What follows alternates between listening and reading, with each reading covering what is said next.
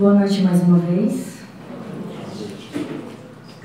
Que feliz é termos decidido estar aqui nesta noite e nesse horário, juntos. É uma grande alegria para mim, uma nova oportunidade de refletirmos sobre os ensinamentos dos Espíritos, sobretudo nesta oportunidade que me ponho de forma presencial a vocês. Quem nos acompanha nas redes, acompanha nossas palestras virtuais, sabe que eu costumo chamar esses momentos de sementes. Assim chamo, porque no meu entendimento, todas as palavras que estão no Evangelho ou em qualquer outra obra básica do Espiritismo não conseguem florescer se não tiver um terreno do nosso coração para que essa semente cresça.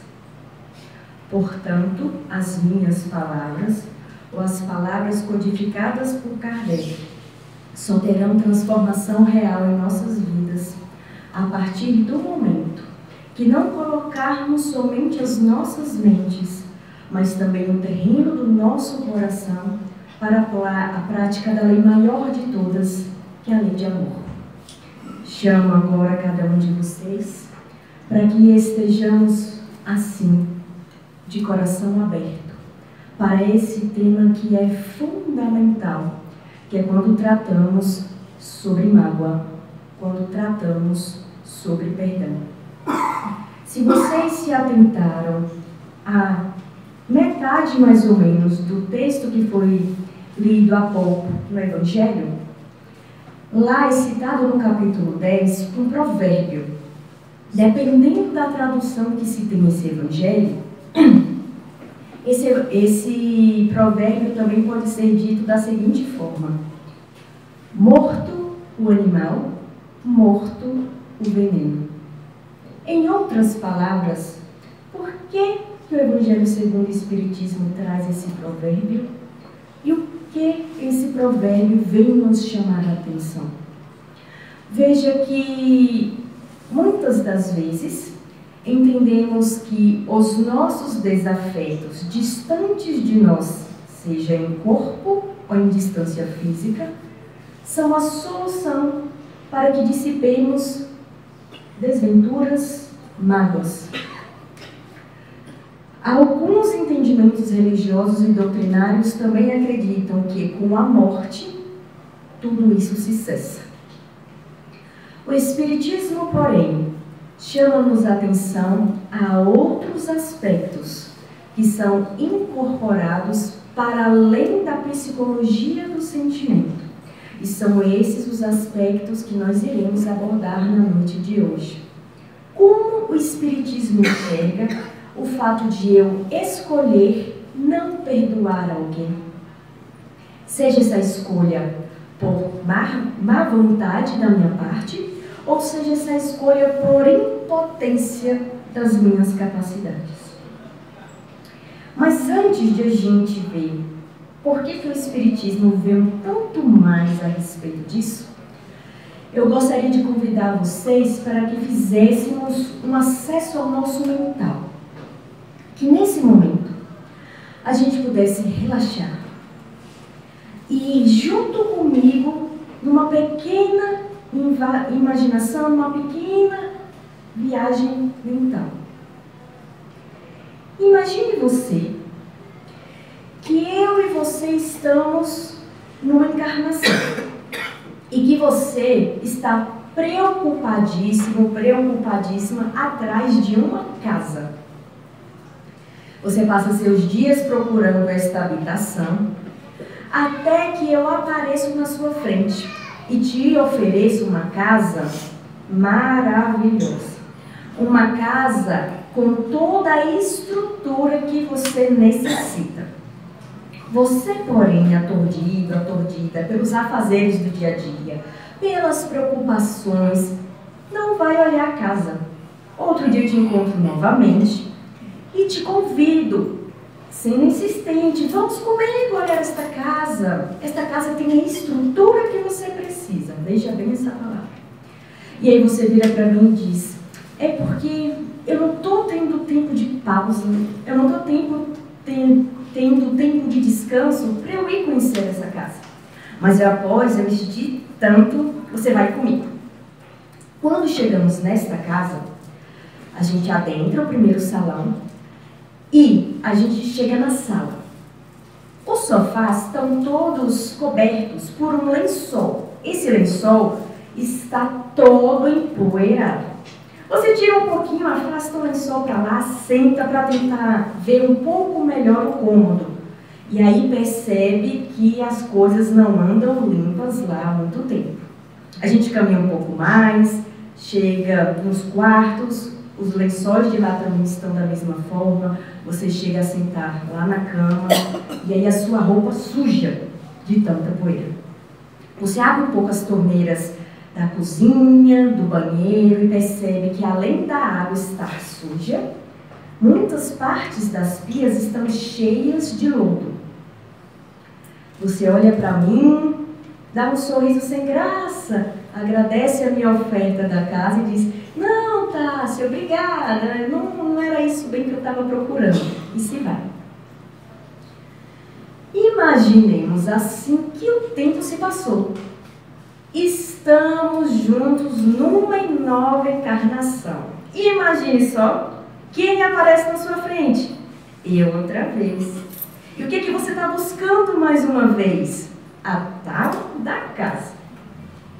Mas venho eu novamente e te faço outra vez a minha proposta, aparentemente maravilhosa, mas um tanto quanto indecorosa. Tenho a casa ideal. Vamos lá dar uma olhada? Mesmo sendo uma nova encarnação, tudo se repete.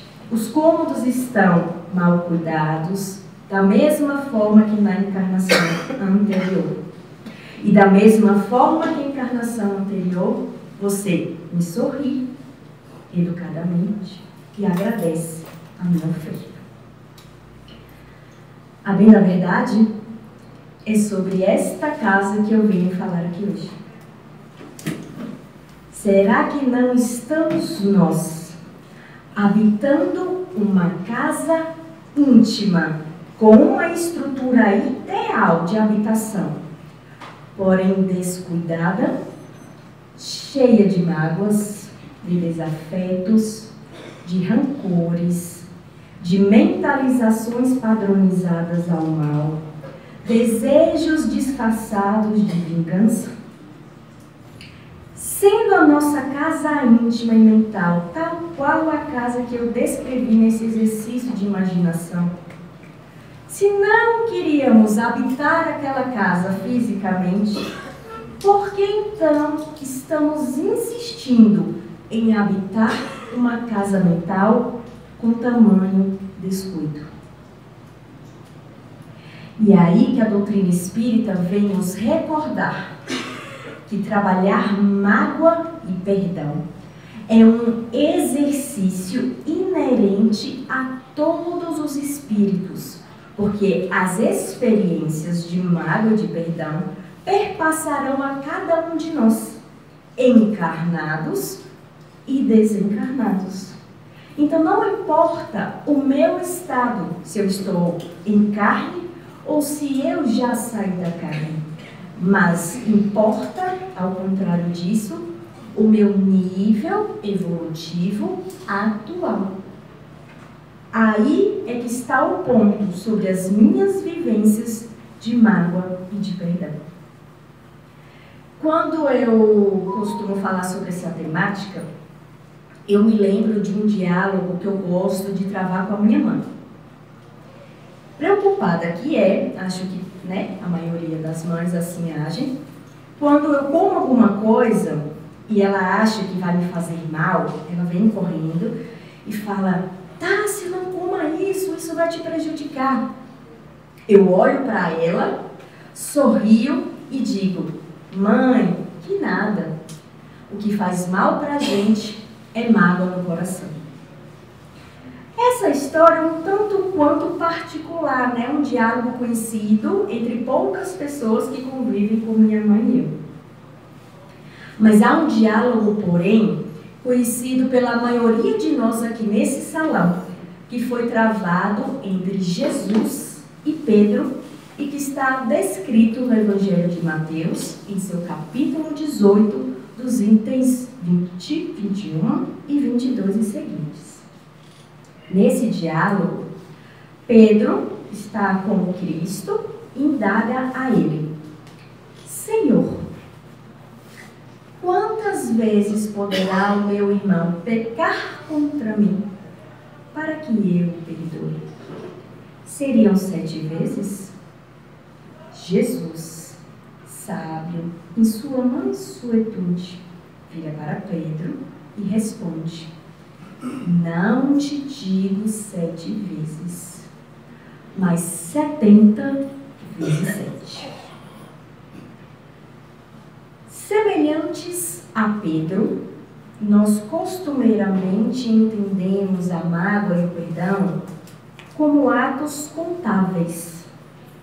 Então, a gente costuma analisar da seguinte forma: eu briguei 3 vezes, então teve assim, nessa encarnação, umas 3 situações que eu fiquei magoada.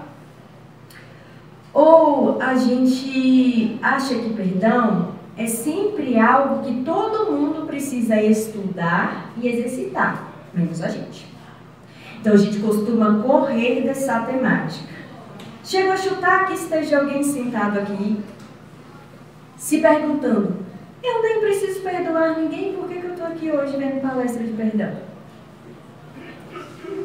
Quando Cristo diz a Pedro que devemos perdoar 70 vezes 7, alegoricamente, entende-se que ele quis dizer que o nosso perdão precisa ser sem limites e, portanto, revisto e praticado diariamente. Porém, na nossa pequenez, a gente chega a dizer: Tássia, mas eu li lá o Evangelho, sabe? Até entendi as coisas que estão lá, no capítulo 10, por exemplo, quando fala dos misericordiosos. Eu sei até dessa história que você está me contando, do diálogo de Pedro e Jesus. Mas sabe, eu leio, mas eu não consigo. Na prática, eu não sei. Há, de fato, um desencontro ainda no nosso estágio evolutivo daquilo que já conquistamos no plano intelectual para o plano das nossas ações práticas e emocionais. Há então um hiato, um intervalo entre esses 2 saberes e essas 2 práticas. No entanto, se a gente volta para os 70 vezes 7, a gente vai perceber que é possível sim, na matemática da vida, a gente fazer essa conta. Para começar, que este cálculo fique mais fácil a cada um de nós, não seja uma raiz quadrada, seja uma soma simples. A gente precisa dividir o perdão em 2 áreas, no mínimo, que são as áreas que eu dividirei aqui, no entendimento muito mais pedagógico para nós. Essas áreas, elas serão importantes porque, além de compreender isso melhor, entender um pouco da prática desse exercício, também vai trazer para nós o valor do processo de libertação, que está diretamente vinculado ao nosso ato de mágoa de perdão.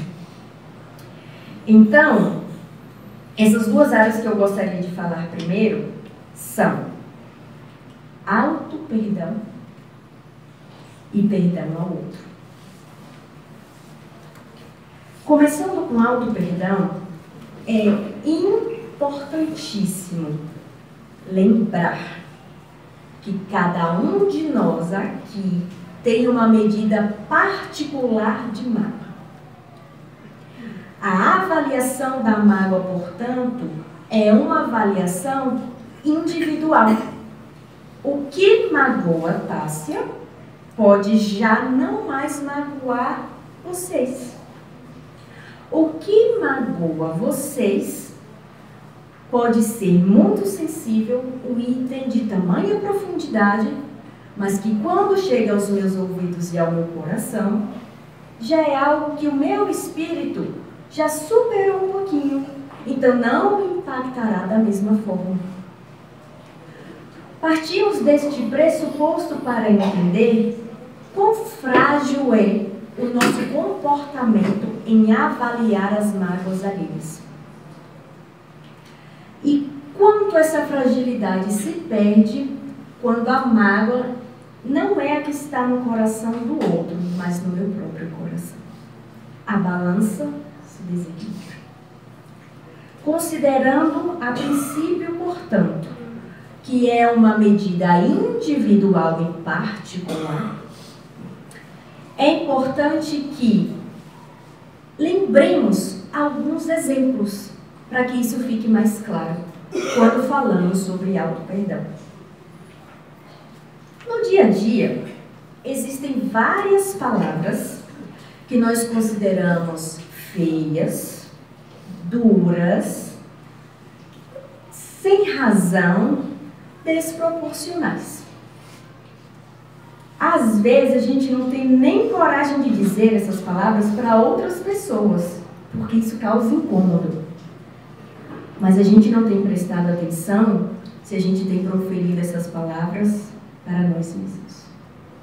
Exemplo. Vou conversar com alguém, viro para a pessoa e digo: toma aqui esse papel que eu fiz esse trabalho que você estava precisando. Nossa, como eu sou burra! Assinei aqui errado. Esse pedaço não é aqui, deixa eu consertar.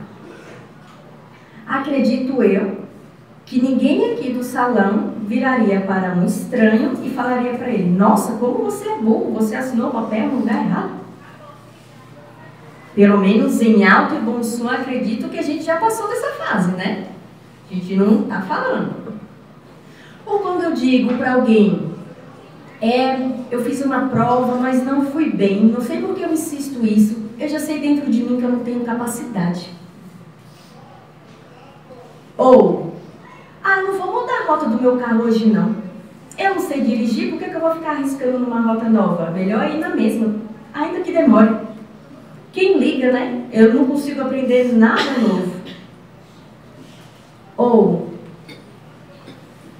isso aqui que eu comprei é até bonitinho, mas nem vou deixar muito à vista não, porque as pessoas vão ficar falando mal de mim. Isso aqui realmente eu não tenho nem como estar andando com isso. Muito feio. Então, a todo momento, a gente se diz, ainda que mentalmente, coisas duras a nós. A todo momento, nós estamos com um chicote pesadíssimo, com situações de autorrigidez constantes, que são situações não adaptativas ao nosso funcional cognitivo. Se fosse só até aí, ok. O problema é que, ao ficar me maltratando mentalmente, por achar que eu falando essas coisas não estou impactando em mim, na forma como me vejo, na forma como me valorizo, na forma como meu espírito se sustenta e se segura, eu estou também entrando na possibilidade de fixações mentais. Então, se me ocorre uma situação cujo resultado é, ao meu olhar, negativo, e eu ficar em fixação mental sobre a minha incapacidade, eu terei alguns prejuízos a respeito disso. Toda vez que nós, como espíritos eternos, entramos em fixação mental, não conseguimos perceber a realidade que nos rodeia em sua verdade.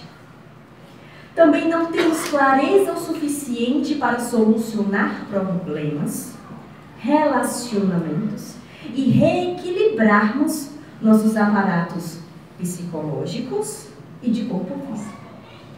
Toda vez que eu me prolongo em uma sensação mental dessa, significa que aquilo que poderia ser simplesmente uma emoção, e como sabemos, emoções podem durar fisicamente no nosso corpo entre 20 a 40 minutos, acabou virando um sentimento, porque aquela emoção foi transformada em pensamento que se corroeu e se corroeu de forma sucessiva por mais tempo do que deveria.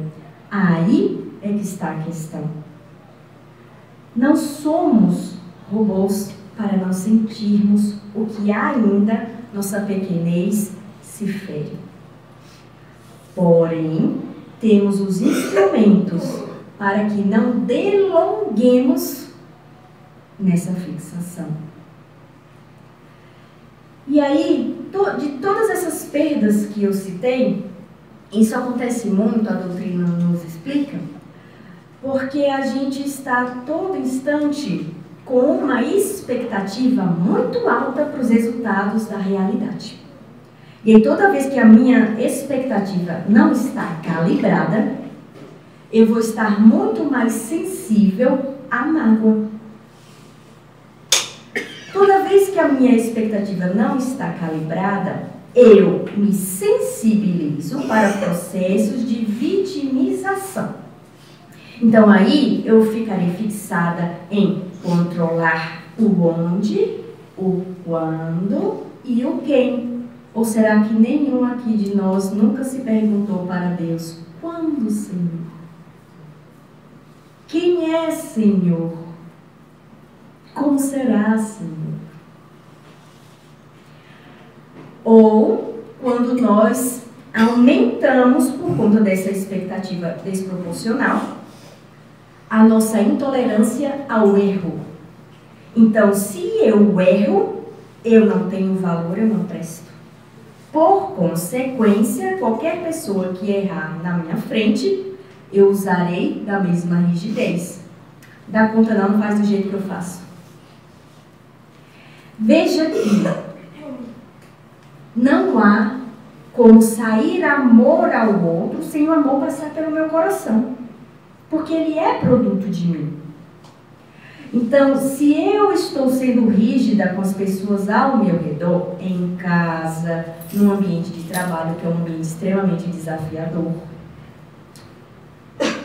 eu estou naturalmente passando por essa rigidez primeiro no meu consciencial, primeiro sobre o meu próprio coração. Então, se eu já estou chegando nessas medidas com os outros, é um alerta que eu estou sendo assim comigo. E é por isso que o processo de auto-perdão será uma ponte para nos ensinar a amar melhor e, como consequência, nos relacionarmos melhor com os outros. Portanto, que essa expectativa desequilibrada também interferirá nos meus relacionamentos. Então, aí a gente chega na seara do perdão para o outro. Em algumas situações, por exemplo, a gente fica magoado com o outro, se a gente manda uma mensagem e a pessoa não responde, se eu mando um pedido na rede social e a pessoa não me aceita, se eu sou amiga de alguém e esse alguém faz uma festa e eu não sou convidada, e eu digo, nossa, somos tão íntimos e íntimas e eu estava na lista daquela festa. Se eu faço um favor para alguém, mas quando é minha vez da necessidade a pessoa se recusa, são situações simples de mágoa com o outro. Mas há outras situações que nós consideramos mais graves por decorrência do produto dessas práticas. Por exemplo, quando eu digo assim, trabalhei a minha vida inteira e eu juntei um patrimônio e fulano veio e me roubou. Eu tinha um sócio que era muito confiável. Jamais pensei que um dia ele ia me levar tudo que construímos. Cicrano me traiu e destruiu a família que era o meu maior sonho de vida. Fulano assassinou quem eu mais amava. Esses últimos casos são exemplos daquilo que consideramos mágoas graves. E nesses casos, perdoar quem nos fez essas práticas, aparentemente parece quer dizer que nós somos bobos, ou achar que estamos presenteando um algoz. No entanto, nós vamos perceber, através das obras básicas, que não é correto assim raciocinar. Porque entende-se, nas obras básicas, que o meu ato de perdão não tem autoridade para pagar o mal praticado. Tem autoridade, no entanto, de me libertar do mal. Quando a gente pega céu e inferno como obra básica, a gente vai perceber que tudo aquilo que nós praticamos, seja pelo pensamento, ou seja, pelas nossas ações, fica registrado. Esse registro acontece para todo tipo de ação, seja a ação para o bem ou a ação para o mal. Portanto, achar que perdoar é presentear quem faz mal é desconhecer que o registro do mal foi realizado e que esse registro é um fato. É inferir, sugerir que Deus dorme diante do mal. Que Deus dorme diante daquilo que cada um de nós ainda traz como bagagem de vício moral. Ainda em céu e inferno, além de discorrer, quando a gente vai ali para o capítulo 7 especificamente de céu e inferno e vai falar do Código Penal da Vida Futura, a gente vai trabalhar essa ideia de justiça divina. E vai entender neste capítulo que a justiça divina, ela tem uma misericórdia infinita e que a justiça divina é indiscutível. Especificamente, o item 29 desse capítulo, que eu gostaria de ler para vocês, porque eu acho importantíssimo estarmos atentos a cada palavrinha desse item 29 que diz assim: a misericórdia de Deus é infinita sem dúvida, mas não é cega. O culpado que ele perdoa não é exonerado, e enquanto não satisfez a justiça, sofre as consequências de suas faltas.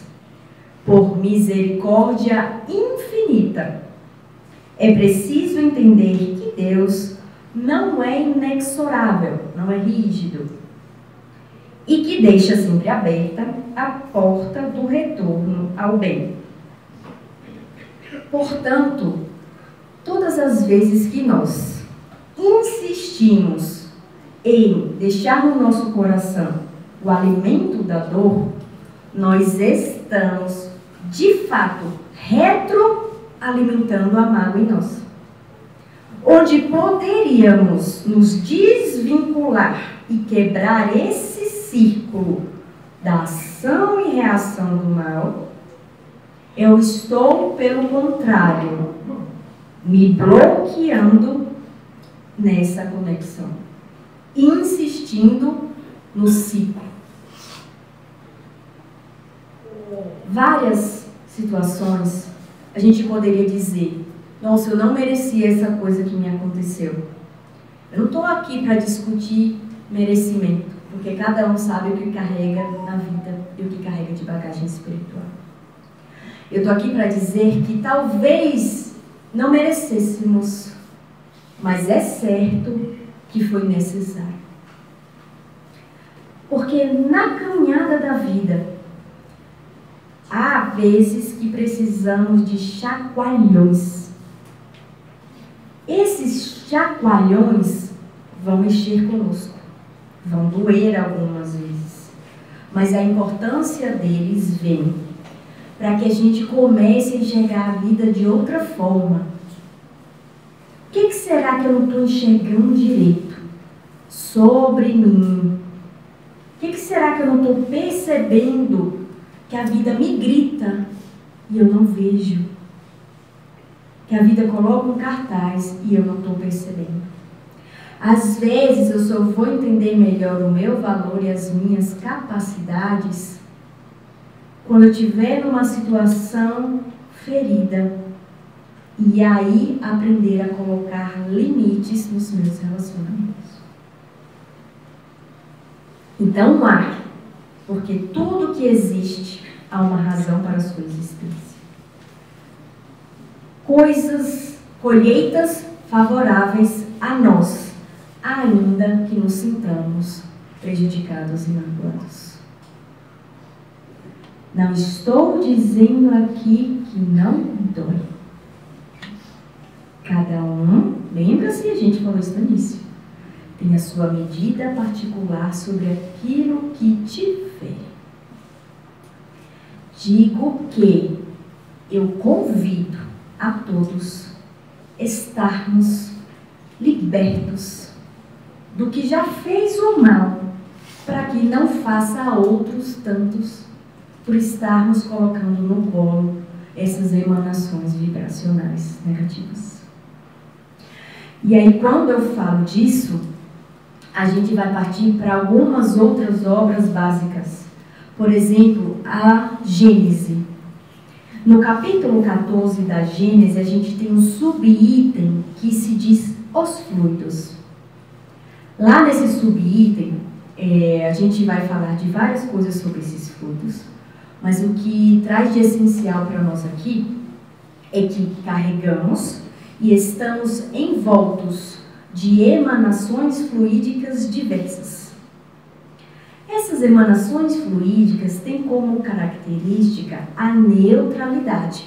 Então, elas surgem de maneira neutra, porém elas adquirem qualidades conforme for o vínculo dessa emanação fluídica com o meu pensamento. Então, todas as vezes que eu estou em pensamentos de baixa vibração, como no caso do que conversamos hoje, quando eu estou magoada, os meus pensamentos não serão pensamentos de afeto e de amor.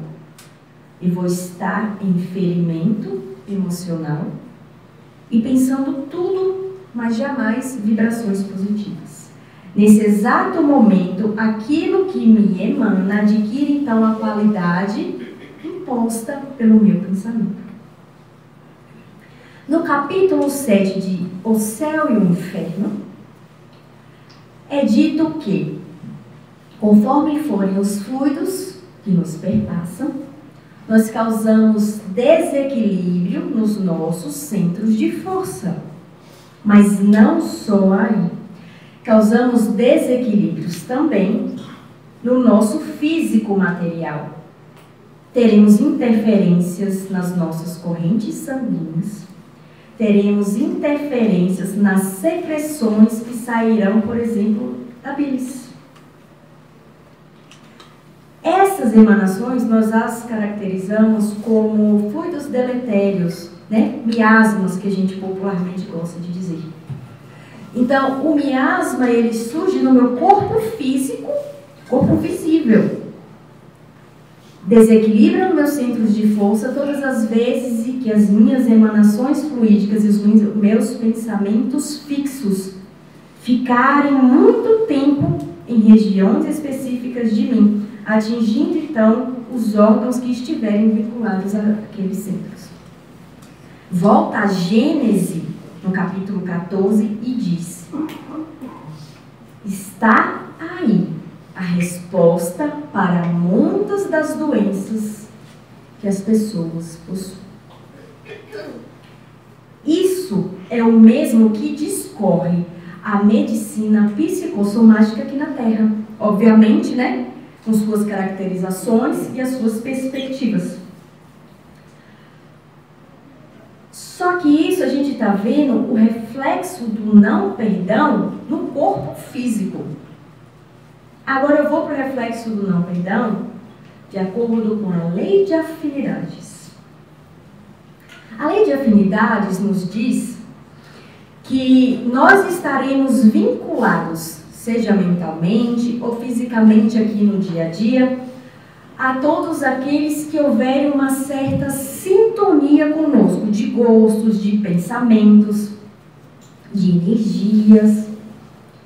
Daí, às vezes, a gente não ficar num lugar porque a gente não sintoniza, ou seja, com a conversa daquelas pessoas, ou com o que a gente sente de vibração naquele ambiente, ou com valores comuns ou incomuns. Então, quando eu estou em vibração baixa, por conta das minhas mágoas e dos meus não perdões, eu estou afinizando-me a seres também de baixa vibração. Daí onde vêm os processos obsessivos, que podem ser simples e rápidos, conforme eu ressignificar a minha mágoa e avançar. Ou podem ser prolongados, chegando a estados muito mais sensíveis, como os de fascinação e os de subjugação. Lembra-se que no início eu falei o provérbio que estava lá no Evangelho? Morto o animal, morto o veneno? Pois é, pela lei de afinidade, a gente ainda consegue se vincular com os que estão desencarnados do mesmo padrão vibracional que nós. Então não será um vínculo só entre mim, aqui encarnada, e um desencarnado, mas pode existir uma ligação mental entre dois desencarnados, dois encarnados de mesma vibração. Então, dentro da visão do Espiritismo, morto o animal não está morto o veneno.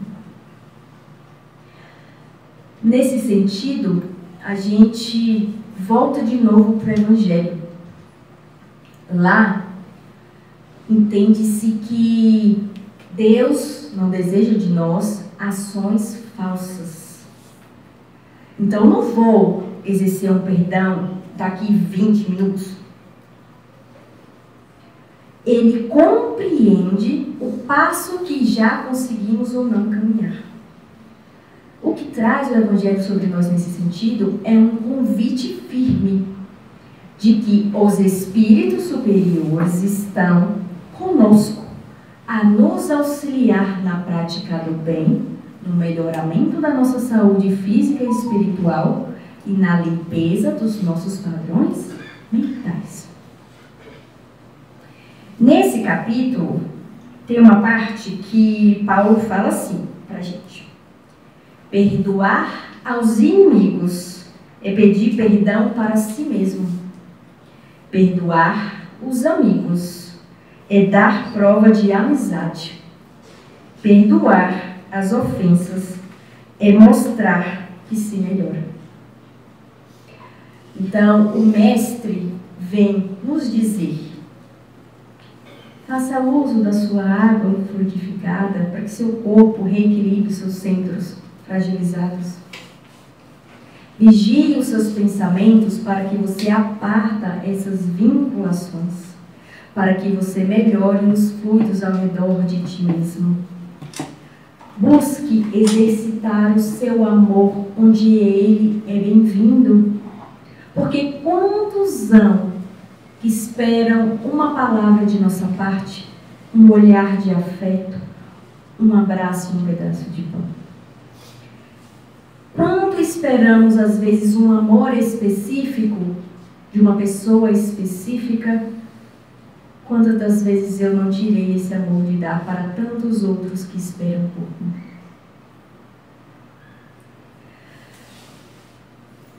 Possamos ir pouco a pouco, mas irmos firmes, levantarmos todas as vezes que cairmos, começarmos a nos acolher primeiro, a ver o nosso coração primeiro, que esse amor, ele vai amadurecer, ele vai chegar para todos aqueles que precisam. Por fim, eu rogo do profundo do meu coração. Tira de ti a mochila que ainda te pesa. Tira ela das suas costas, pois não é necessário carregá-la mais. Deixa o seu coração livre para um amor infinito, que é cura para todos os seus males e é o caminho para a felicidade que você tanto deseja. Descansa no Senhor e tudo mais Ele fará, porque aquilo que foi registrado será reparado e sofrerá a expiação propícia no tempo certo. Seja você a chave primeira da tua libertação. Coloque aquilo que te dificulta no colo daquele que, diferente de nós aqui, já sabe amar, que é Jesus. Ele não dorme, mas ele precisa do nosso convite, não porque ele dependa de nós, mas porque nós, antes de tudo, dependemos dele. Eu findo lendo um poema para vocês. Gosto muito dos poemas de Maria Dolores. Quem já viu outras palestras minhas, eu sempre escolho um para findar as minhas palestras. E esse se chama Carta do Perdão. E diz assim: alma boa, onde estiveres, tranquiliza quem te escuta, seja na dor ou na luta, da prova que envolva alguém. Construindo entendimento, eis que a vida te deseja, a palavra benfazeja, na garantia do bem. Recorda às vezes o incêndio, que se amplia, cresce e arrasa. É uma faísca de casa mantida em desatenção. Vemos também grandes males surgindo de bagatela, que a sombra desenovela num pingo de irritação. Fita os céus de estrela a estrela, o universo brilha e avança, com garbos de segurança que não se sabe explicar. É Deus que nos lembra a vida, desde os parâmetros supremos, o dever que todos temos de servir e edificar. Onde estiveres, atende ao nosso claro programa. Desculpa, trabalha e ama em qualquer senda a transpor. Onde a discórdia apareça, é aí que Deus te eleva, por luz que dissipa a treva, na bênção do eterno amor.